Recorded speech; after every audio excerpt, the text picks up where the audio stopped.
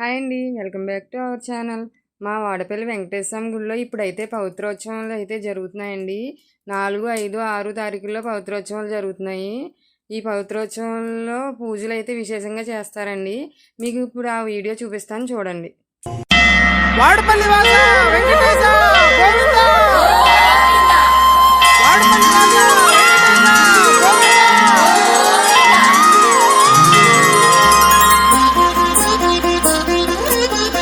వాడపల్లి వెంకటేశ చరితం,